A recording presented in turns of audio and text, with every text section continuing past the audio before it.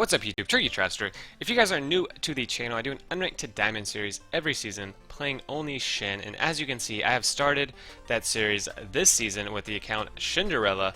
I'm currently Gold 5, as you can see, but I'm going to go over the runes, builds, and kind of playstyle that I've been doing in order to start climbing. So I went 6 and 4 in my placements, got placed Silver 2, which isn't the greatest, but it's nice to be able to show you guys how to climb out of Silver. Granted, it's not technically Silver MMR, but I'll cover that a little bit. But yeah, we are currently Gold 5, and not too bad. We went from Silver 2 to Gold 5 this weekend, so not too shabby. I will take that. That is not too bad. But getting into runes first. So this Unranked to Diamond series is very unique compared to last season. Last season, there weren't a ton of changes. I already knew the exact runes I wanted to run. I already knew the builds. I already knew the playstyle. But this season, we have a whole new rune system. We have a brand new jungle that just came out. It's a lot different. There's a lot of learning still to be had for Shen and just the game in general. So I'm learning a lot. I'm trying a lot of stuff. But last season, the climb was very quick. It took me 3 weeks to go from Silver 1 to Diamond because I knew the best stuff to run and the best builds and all that good stuff. So I am going to go out on a limb here and say I'm not going to get to Diamond in 3 weeks. It's probably going to take me longer. But it's going to be more fun, so I'm excited for it. But this is the single rune page I am going to run from Silver 2 to Diamond. I'm not changing a single rune on this page. This is the page I'm running. Top lane jungle, this is the page. So if you guys don't know, I do switch up what I queue for. I either queue for jungle top or top jungle, primary, secondary.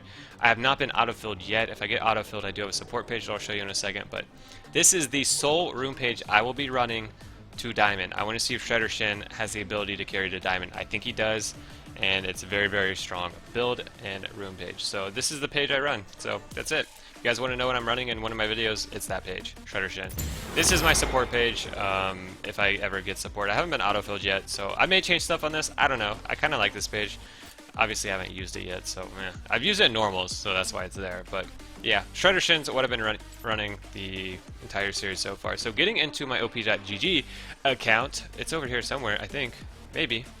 I thought I had it up. Oh, I don't have it up. 1 second, people.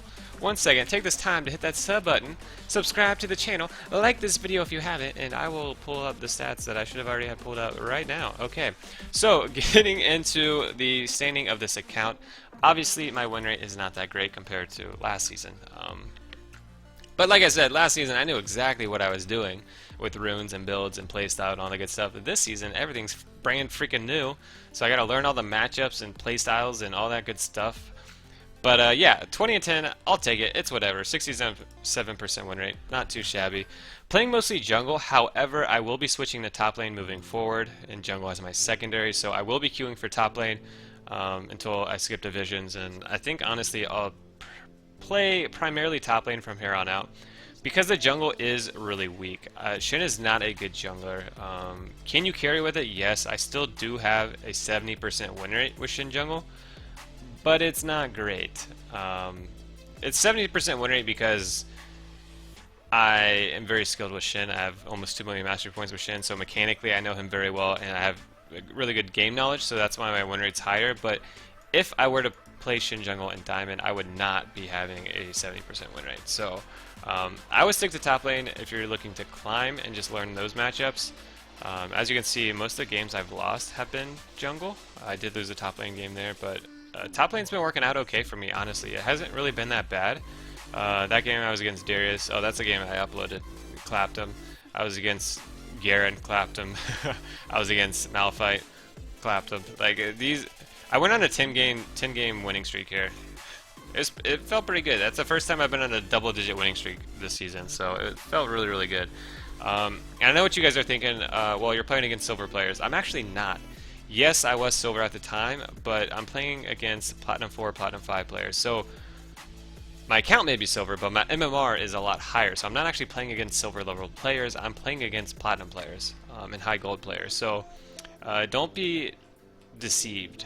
I'm not smashing silver players, I'm smashing platinum players. So keep that in mind. Even the most recent game, after I lost a bunch of games, is still all gold 1 and then 1 gold 2. So even then, my MMR is still really, really high. I mean, I just got gold 5 last game, so playing against a full division, full tier ahead is crazy. So MMR is good. Just wanted to mention that because I got a few comments saying I was playing against silver players. It doesn't count. I'm not actually playing against silver players, and you can go through all these games. They're all high gold or low plat, like every single game. So yeah, platinum, platinum, yeah, all platinum there. So keep that in mind. It's not actually silver MMR. So now that that's out of the way, let's get into builds. So runes are covered, standing of the count and all that good stuff is covered. Let's get into builds, and then I'll talk about playstyle a little bit. So same thing with the runes. I am running the same build every single game. I'm not fluctuating. However, I will change the build order. I will not change the items. So getting into the items, I'm starting Doran's Shield every game. I tried Doran's Blade, I tried Call. Not a fan of either. Haven't had much success with either. Doran's Shield just seems like the best option. Obviously Pot and Ward, and then boots I go ninjas or mercs. I did try Swifties, did not like Swifties at all, way too squishy. It doesn't really offer you much. Movement speed isn't really a stat you want. You already have plenty of slows with your Q, so you don't really need the movement speed, honestly. Plus you're already running magical footwear, which gives you 10 more movement speed, so you don't need Swifties. But getting into the items, these 4 items right here are items you want to build every single game with Shredder Shen. Every single game. These are 4 items I will build literally every single game. This 5th and final item, I guess technically it's 6th with boots, but this last item is a flex item. Build whatever you need. If you want Deadmans, you want Wrecker, you want Randoans, you want Spirit Visage or Adaptive Helm or whatever. Build whatever you want for this last item. I'm not worried about it. Just build whatever you need. The only reason I have Deadmans here is because this build is focused on magic damage and it procs for magic, so that's why I put it in there.